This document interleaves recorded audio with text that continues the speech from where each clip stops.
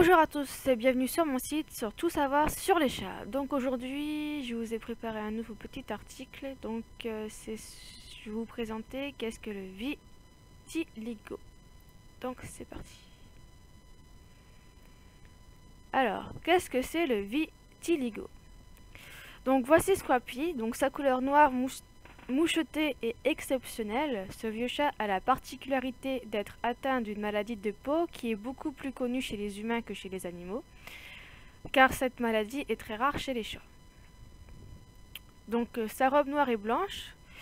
Donc les deux couleurs ne sont pas réparties en zones distinctes comme on peut le voir sur les autres chats noirs et blancs. Donc les deux couleurs sont mêlées plutôt comme le roux et noir chez les femelles écailles de tortue par exemple. Donc il faut savoir également que les propriétaires de Scrappy l'ont eu entièrement noir à la naissance. Donc les taches blanches sont apparues au fil du temps, donnant le résultat actuel comme on peut le voir. Donc un chat noir avec plein de taches blanches partout sur le corps. Donc ce magnifique chat est donc atteint d'une maladie de l'épiderme appelée le vitiligo. Donc cette maladie est relativement fréquente chez les humains, donc elle se manifeste par une dépigmentation partielle de la peau, ce qui se traduit par l'apparition de taches blanches sur des zones de la peau.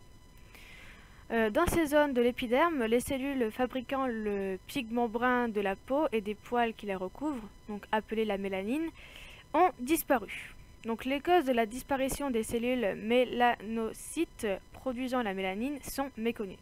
Cependant, certains facteurs génétiques et environnementaux ont été identifiés. Donc il reste que cette maladie semble très rare chez les animaux par rapport aux humains. Donc voici d'autres photos d'animaux atteints de cette maladie. Donc à gauche, on peut constater que ce chien est atteint de vitiligo. Donc on voit au niveau des yeux qu'il a des taches blanches, aussi au niveau à côté.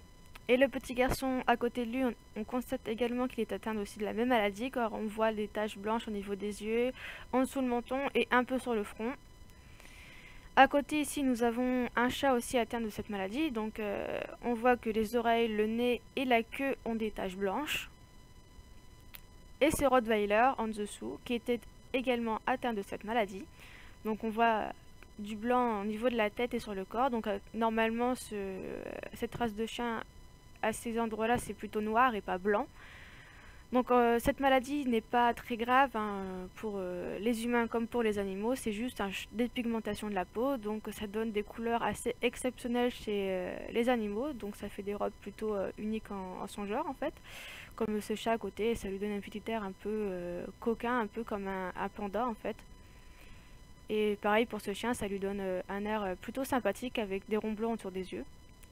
Donc voilà, ça donne plutôt des couleurs assez étonnantes, hein. Donc ce n'est pas grave, ça ne cause aucun problème pour les animaux.